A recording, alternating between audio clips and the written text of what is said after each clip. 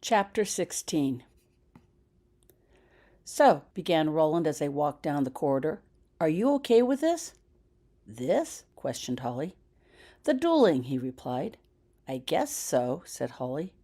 "I know you really don't like dueling," continued Roland as they turned a corner, "so I hope you don't mind doing it."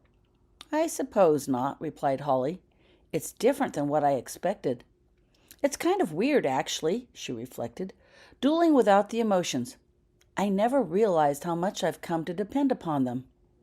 "I figure part of the reason you don't like dueling so much is because you could always feel the other side of the duel. Your opponent," commented Roland. "With us, that part shouldn't bother you." "True," agreed Holly as they walked up the stairs. "Speaking of which, how do you do it?" "Do what?" "I can sense you now, your emotions," explained Holly. "But I sure couldn't while you were dueling." "Oh, that," replied Roland disarmingly. "I've been working on that for a while. I didn't want you to catch me practicing alchemy in the dorms. You'd ask too many questions I didn't want to answer. So, are you really okay with dueling with us? I know you're sort of outclassed right now, but you'll get the idea." They mounted another set of steps. "Yes," assured Holly, "I'm really okay with it. Though I might not think so kindly of dueling when I wake up tomorrow," she added, thinking of all her sore muscles. "Why do you ask?" "Well, I kind of suggested it to Professor Lovegood," confessed Roland. "You did? Why?" "Dueling is an important part of the defense against the dark arts," explained Roland. "It bothered me when I heard you had to be excused from dueling because you were an empath. I understood why you were excused, but it still bothered me. When I realized you couldn't sense me while I was practicing alchemy, it occurred to me that we were someone you could duel." "Oh." Holly pondered his words. "I'm glad you told me," she finally said. "Now I know who to blame should I break some bones." "You'll only have yourself to blame if you break a bone," returned Roland seriously. "We're not using those kinds of spells. But I understand Madame Pomfrey has some excellent potions to mend bones if something happens," he added lightly. "You don't say," smiled Holly. "Have we made them for the contest yet?" Roland laughed. "Of course," he replied. They reached the portrait guarding their dorm entrance. "Password?" demanded the judge gruffly. "Let's see," said Roland, thinking. I know." "What do termites eat for breakfast?" he asked. "What?" growled the judge angrily. "Oatmeal." "Good one," laughed Holly as the portrait swung open. They entered the passageway leading to their dorm. Becky's eyes lit up when she saw Holly walk into the common room. She didn't even notice Roland coming in quietly after Holly. Becky was sitting on a comfy sofa in front of a cozy fire with a book in hand. Sasha lay curled up next to her. "How'd it go?" Becky asked eagerly when Holly sat down. "Just fine," replied Holly wearily. Sometimes all those steps really got to her. "There's nothing quite like being pummeled by a bunch of upperclassmen for an hour or so," she added as Sasha jumped up onto her lap and started purring loudly. "Huh?" "Oh, Becky," Holly sighed while stroking Sasha. "Mark was right. They are very, very good. And I'm really, really bad. I don't know the first thing about dueling past the bow at the beginning, and I'm probably doing that wrong, too." "That can't be," said Becky in disbelief. "You got Richards and us lots of times last year." "But that wasn't dueling," complained Holly. "That was just listening with my senses. I can feel this kind of tension that builds and builds, and when it's about to explode, I know it's time to cast my spell. But there's no tension around them, no emotions, nothing. And when I faced them in a duel, I didn't know what to do," she admitted. "Oh, Sasha," Holly moaned suddenly, "don't do that there. I hurt too much." Sasha had begun to affectionately knead on Holly's legs.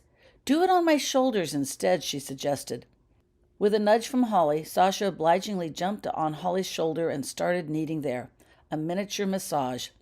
"Thanks," said Holly to Sasha appreciatively. "I got creamed big time," Holly confessed to Becky. "My whole body is one huge bruise." "That's horrible," sympathized Becky. "What are you going to do?" "Go back next week, I suppose," replied Holly. "Maybe I'll figure out how to duel like a regular wizard one of these days.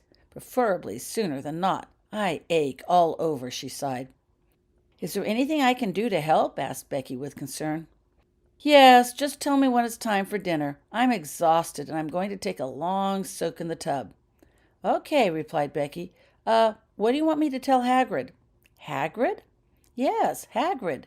Remember, we were supposed to visit him for tea today. It's almost time to leave. Just tell him I was tired. No, scratch that.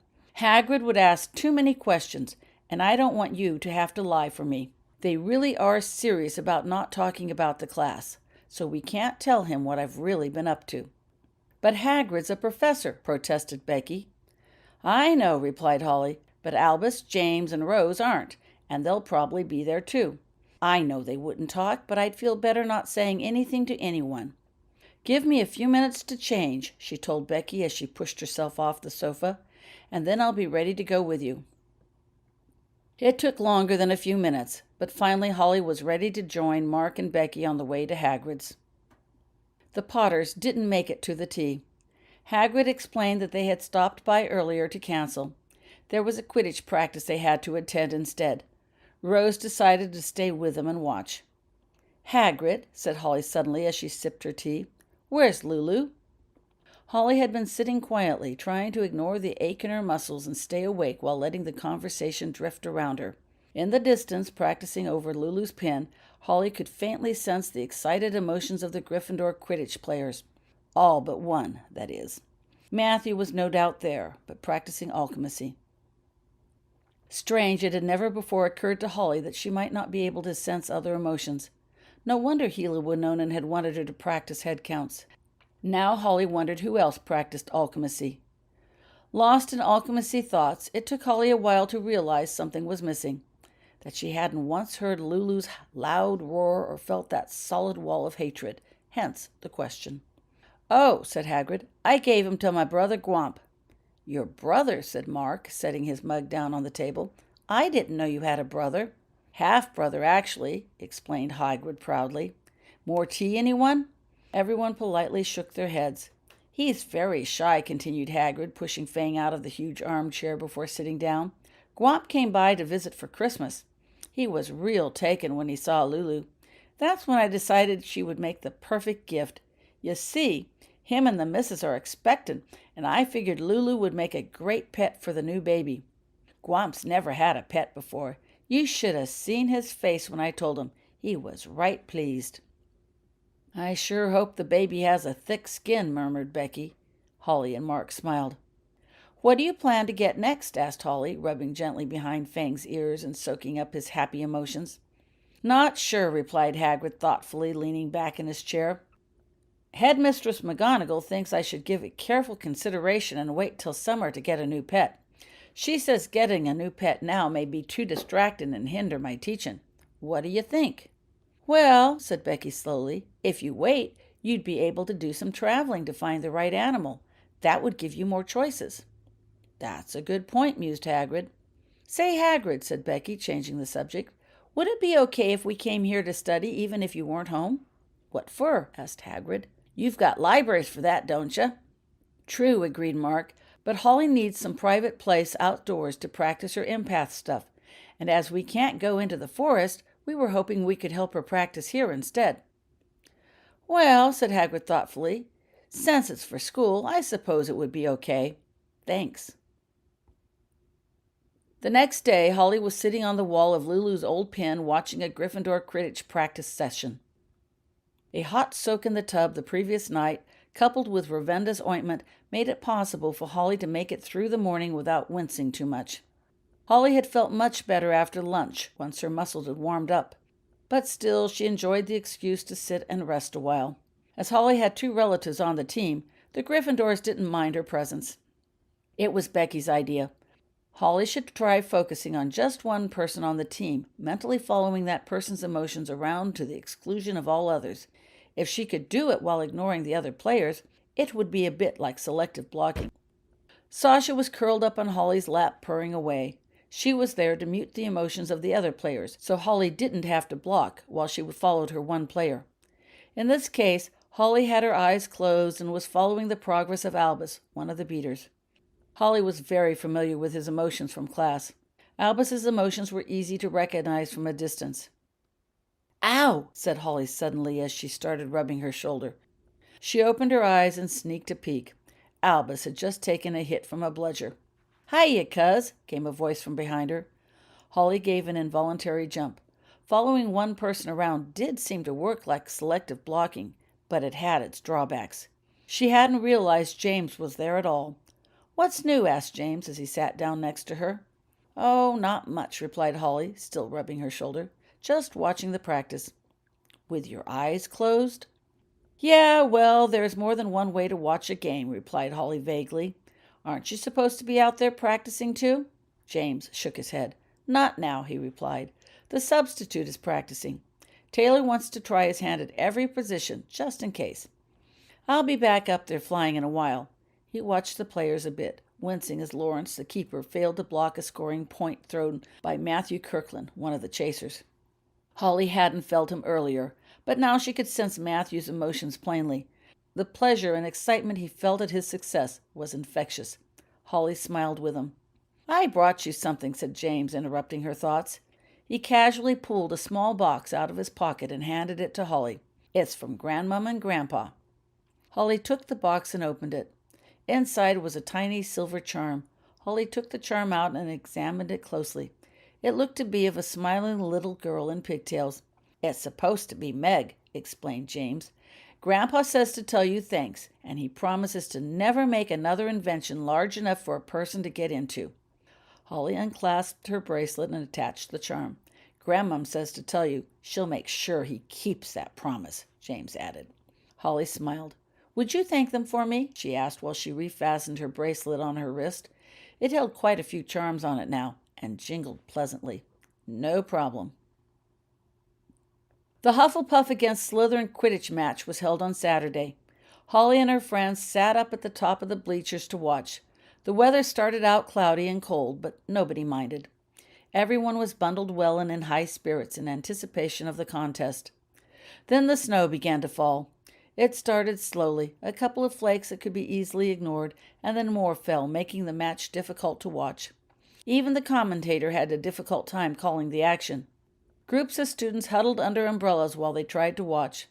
Older students used fancy bubble-type charms to protect their heads and faces from the falling snow. Holly ignored the commentator and the snow, instead concentrating on a single player, like she had done during the Gryffindor practice. It was more difficult because of the large audience in attendance. That's why Holly chose to sit on a bench on the top row, ensuring most of the motions would be concentrated below, instead of surrounding her. Sasha curled up on Holly's lap. Her purr helped mute the surrounding emotions. If it got really bad, Holly knew she could always block for a while. Holly decided to follow the emotions of Rupert Shunpike during the game. Holly was quite familiar with his emotions, and as a seeker, Rupert would be up above the action, scanning the skies for the snitch. That made him easy to follow with her senses. Suddenly, Holly felt a surge of excitement coming from Rupert. The excitement was magnified by the reaction of the crowd. Holly knew Rupert had spotted the snitch. She peered through the falling snow, trying to watch the action. Everyone around her started cheering. Holly could feel Rupert's anticipation build and build until suddenly she felt a sharp pain on the side of her head, and then nothing. The next thing Holly knew, she was lying flat on her back. Her head hurt and she felt cold and wet. Sasha hovered nearby, purring anxiously in Holly's ear. Holly could sense the worried emotions of Mark and Becky nearby. She opened her eyes and saw the ribs and black fabric of an umbrella over her. "Are you okay?"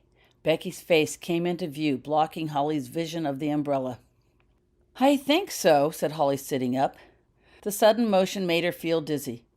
"What happened?" she asked while rubbing her head. "We were watching the game and you just slumped over," Becky replied. "I don't know why." "The game," remembered Holly suddenly. "I was watching Rupert," said Holly by way of explanation. "What happened to Rupert?" "Rupert got hit with a bludger," came Mark's voice from Holly's other side. "It knocked him clean off his broom and he fell to the ground. Fortunately, he landed in the mud, so I don't think he was hurt much. I think they've taken him to the infirmary anyway." Holly looked out over the Quidditch field. She saw several Quidditch players, clothed in green, rising up through the falling snow. "What's happening?" she asked. Mark looked over at the players. "That looks like a victory flight," he replied soberly. "I guess Malfoy must have caught the snitch." Scorpius Malfoy was the Slytherin seeker. Holly unblocked and focused on the players. Sure enough, 6 jubilant Slytherin mines were passing out of range as they flew to the other side of the stadium. They had obviously won the game. Wait a minute, 6? Weren't there supposed to be 7 players? Did any of the Slytherins get hurt too? Asked Holly. No, I don't think so, replied Mark. Why? I'm not sure, she replied. She reached out with her mind, trying to focus on the emotions of the Slytherin team. But they had swooped down to the ground and were lost amongst the many emotions of the excited crowd. Holly might have made a mistake in her count, but she didn't think so.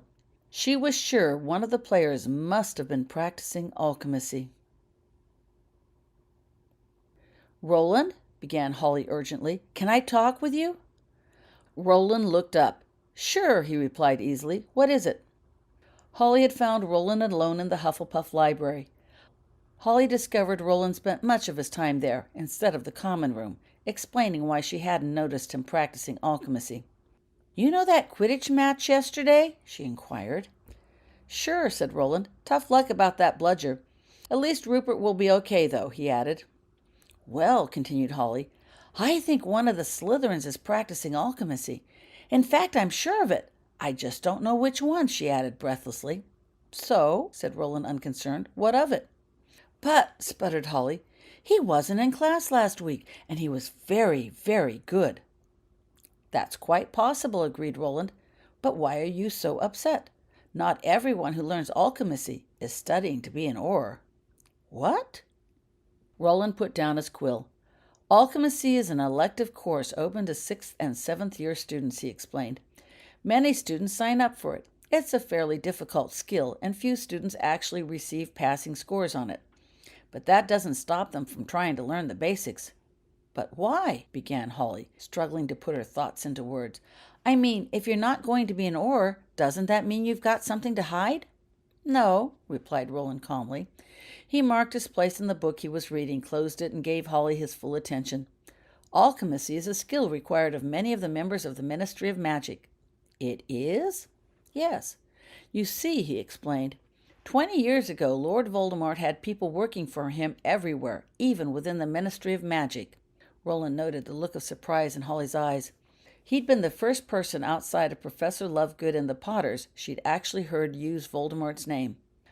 I'm training to be an Auror, he reminded her softly. We cannot be afraid of the name of a person long dead.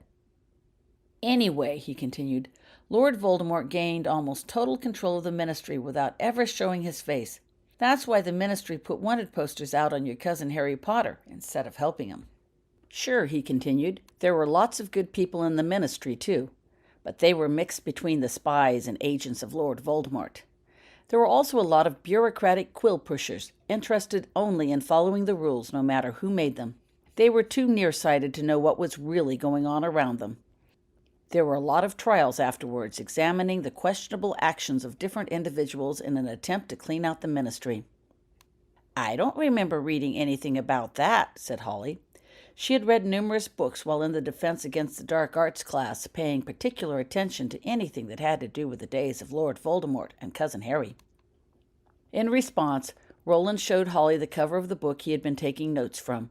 It was titled Betrayal, the Dark Takeover of the Ministry of Magic. It's required reading for Auror students, Roland explained. Holly looked at the book curiously. What happened at the trials? She asked. Well, explained Roland, the chief defense of these individuals was the Imperious Curse. That's one of the 3 unforgivable curses. It puts someone under total control of another person. If the Imperious Curse had indeed been used, then the person on trial was plainly not responsible for his actions. The second defense was that Lord Voldemort, or one of the Death Eaters, had successfully penetrated the mind and magically influenced it. This was something Lord Voldemort was definitely capable of doing, as were most of the Death Eaters. They probably engaged in a lot of magical influencing, getting people to help Voldemort's cause. As Lord Voldemort was not around to deny the claims of forced support, a lot of people used this argument successfully and went free. Some of which probably shouldn't have, Roland reflected. Anyway, he continued, to reduce the possibility of it happening again, the top people in the Ministry now have to be skilled in alchemy. It helps protect them against outside magical influence. It doesn't protect against the Imperious Curse, But the Imperious Curse requires a personal presence to cast, so it is easier to identify and guard against. That's why a lot of people study alchemy these days, he concluded. You can't get anywhere in the ministry without it. Of course, Roland added, it's not the only reason. Several of the old families want their children to master alchemy because they are also secret keepers of the family residence. Alchemy ensures another layer of security and protection for those homes. Some of the healers feel it's important to ensure no one learns sensitive medical information, and new spell writers like to keep their work secret too, as do authors. And of course, aurors need to practice it. Oh, said Holly. Aren't you afraid, began Holly tentatively, that you're maybe teaching somebody what he needs to know so he can be a dark wizard and not get caught? That's always a risk, began Roland slowly, but in this case, not a very big one. Alchemy is a passive skill. There's nothing dark about it, he explained. Besides, an auror comes in the first day or two of class and tries to magically enter our minds. It gives us a taste of what to expect should someone try to do it for real. It shows us what we are defending our minds against. It also gives the auror a little peek into our minds, showing him what kind of a person we are. I don't think anyone who truly intended to become a dark wizard would ever risk letting an auror into his thoughts. He would more likely try to learn alchemy on his own, in secret. But, said Holly confused, that wouldn't do any good. I would still know he was practicing. You might, Roland agreed, looking Holly directly in the eye, but no one else would. His words made Holly shiver unconsciously. But I wouldn't worry about that much, he added lightly. Why? Everyone knows you're an empath, explained Roland. Anyone with a desire to dabble in the dark arts would keep his or her distance from you, for fear you would notice something. I think I know the Slytherin you mean, continued Roland, returning to the original topic of Holly's concern. If he's on the Quidditch team, that is.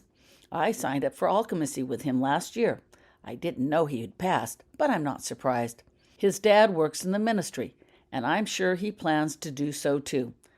I don't think you'd ever find a Slytherin training to be an auror, though, Roland added reflectively. There's prestige in the position, but not enough money. Have I answered your question? I guess so, replied Holly. Is there anything else? Is there anything in there about Cousin Harry? Ventured Holly curiously, meaning the book in Roland's hand. Not a lot, said Roland, looking at the book thoughtfully. Harry Potter wasn't involved with the Ministry of Magic, he explained. He wasn't? No, not really. The Ministry apparently wanted to take charge of Harry after his parents died, but deferred to Dumbledore's judgment, agreeing to place Harry with his family, your grandparents, instead. After that, the only time the book really mentions him is during the administration of Minister Cornelius Fudge. Fudge had the Ministry provide Harry protection when mass murderer Sirius Black escaped. They actually caught Sirius, but he mysteriously escaped soon after. Holly drew in her breath at that. Wasn't that Harry's godfather he was talking about? The one Rose said was actually innocent, but whose name had never been cleared? Roland didn't notice Holly's reaction when he continued his recitation. And the next year, Barty Crouch, head of the Department of International Magical Cooperation, permitted Harry to compete in the Goblet of Fire contest, even though he was clearly underaged and thus unqualified, according to the Ministry's own rules. We now know Barty Crouch's son, a confessed Death Eater, was involved in the Goblet of Fire plot, so we're fairly certain Barty Crouch was under the son's influence somehow. Mr. Crouch went missing soon after that. He was never seen again and is presumed dead. There's a lot of discussion about the possible outcome of successive events had Harry not been permitted to compete, Roland added as an aside. That summer, at Minister Fudge's direction, the Ministry put Harry on a full court trial in an attempt to expel him for using a Patronus spell in front of a Muggle. Harry did it to save his cousin from some Dementors. That would be your father, I believe, added Roland dryly. Holly shivered at his words. Father had definitely never mentioned that story. Well, he had said something about Dementors in the car last fall, but never any of the details.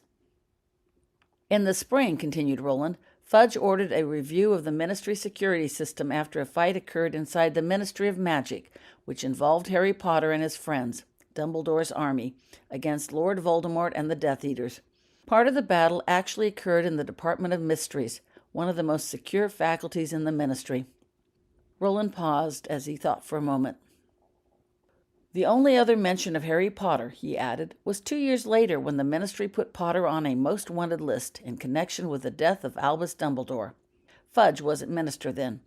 In retrospect, Roland concluded, the Ministry was almost totally under control of Lord Voldemort by that time. Fudge always maintained he never had anything to do with Lord Voldemort, but some people see his actions as evidence of Voldemort's control.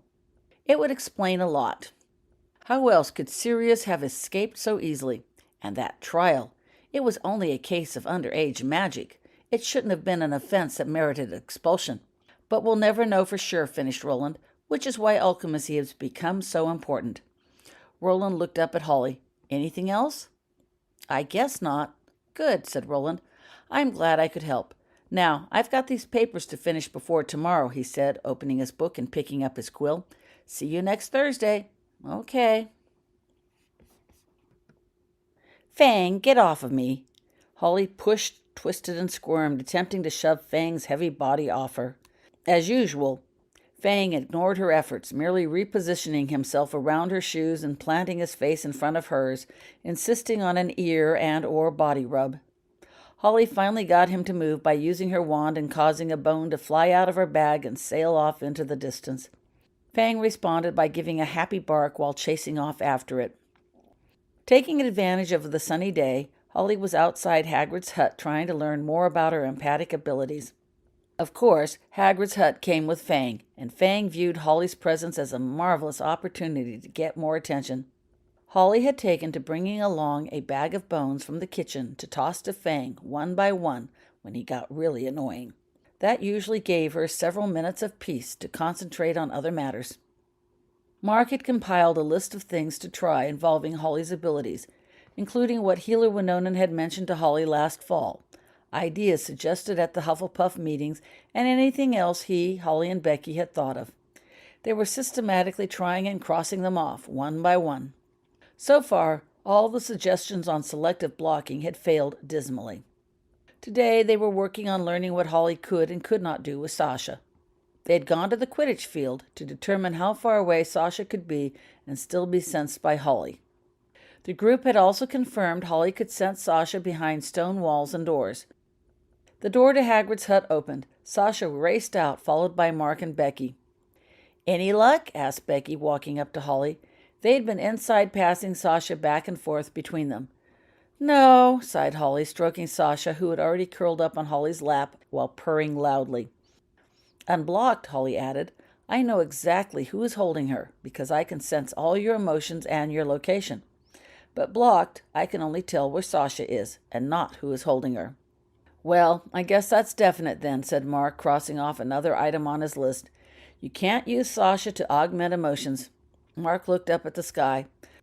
"I think we have time for another quick experiment. You game?" "I suppose so," replied Holly. "Which one?" How about how far you can sense Sasha when you can't see her?" "We've done that with a blindfold on the Quidditch field, and it was no difference, remember?" "I know," agreed Mark, "but we haven't tried it without the blindfold when there were obstacles in the way." Fang bounced up, forcing his way happily between the three. "How do you propose to do that?" asked Becky. Sasha hissed loudly at Fang, sounding something like Lulu. Fang gave a start and immediately focused his attention on Mark and Becky. "You hang on to Sasha," Mark replied, "and Holly will walk into the forest until she can no longer sense Sasha. I'll go with Holly to mark off the distance." "It's going to be the same," protested Holly, "so why bother?" "Most likely," said Mark, "but let's do it anyway and officially cross it off the list." "Sounds good to me," said Becky, who had noted how Fang avoided Sasha. She had just finished pushing Fang off her feet and had begun rubbing his belly just to keep him from slobbering all over her. "Okay," sighed Holly, getting up. She handed Sasha to Becky. "Now be a good cat," she admonished, "and stay with Becky. We'll be back soon." Holly pulled another bone out of the bag and handed it to Mark. He tossed it into the distance away from where they would be walking. Mark could throw farther than Holly. Fang happily chased after it. That would keep him busy long enough for them to get into the woods unnoticed by Fang. Neither particularly wanted Fang to come along. He was too distracting. Mark counted off the distance as they walked into the forest. "This should be about it," he announced, stopping when they had reached Holly's usual range. "What can you sense? Anything?" It's surprisingly strong, replied Holly thoughtfully. I think we can go out even further. Interesting, said Mark. Shall we? So the two continued walking. Deeper and deeper they went. This is so weird, said Holly suddenly. You sure you counted right? We've gone over double my usual distance, but Sasha seems as strong as ever. Mark looked over his notes. Yes, he said. There's no mistake. I wonder what's making the difference. This is an incredible range. They continued walking while puzzling over the situation. Suddenly Holly stopped. I know, she exclaimed. Sasha, she called out. Sasha, where are you? A few minutes later, a streak of gray shot through the undergrowth and leaped into Holly's arms. Sasha, scolded Holly lovingly while the cat purred loudly. You naughty, naughty cat. You've been following us. Great, said Mark dryly. Now we'll have to do it all over again. Why didn't you stay with Becky like I told you? Holly asked, stroking Sasha affectionately. Didn't you like this experiment? I guess not, said Holly, answering her own question, while burying her face in Sasha's soft fur. Don't you worry, she crooned. We won't try this one again any time soon. Sasha responded happily by purring even louder. Why don't we get on back, Holly added. Becky will be wondering where we are. Speaking of which, said Mark, where are we? Holly looked up and around. They'd gone quite a distance into the forest to conduct the experiment.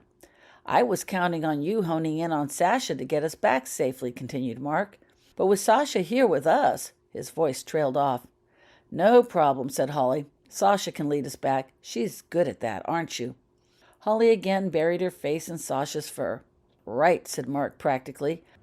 Can't use Sasha to augment emotions, but can use her as a pathfinder. That's something, he said, adding it to his list. Holly lifted her head and stared out into the forest. Something's wrong, she announced, suddenly looking around, not with her eyes, but with her mind. What? Asked Mark, looking around the forest and seeing nothing unusual. I don't know, answered Holly, frowning. Here, she said, handing Sasha to Mark. Mark stepped well away from Holly. They had learned that Holly could not get as good a read on other people with Sasha in her arms. Sasha's loud purr tended to block outside emotions for Holly. The purr had been essential when Holly couldn't block, but this was a hindrance when she wanted distance. It's still fairly faint, she said, considering what she felt, and kind of strange. This way, she announced abruptly, and took off at an angle further into the forest. Wait for me, said Mark, dropping Sasha and following behind, hurrying to keep up. Holly moved swiftly into the forest, finally stopping behind a huge tree trunk. Mark caught up with her. He could hear some sort of commotion beyond as he looked over Holly's shoulder. Just in front, the two could see a fallen branch of some sort. Beneath it was a struggling centaur. It was a very young centaur, with white blonde hair and a palomino body. The branch had fallen across her withers, holding her firmly in place.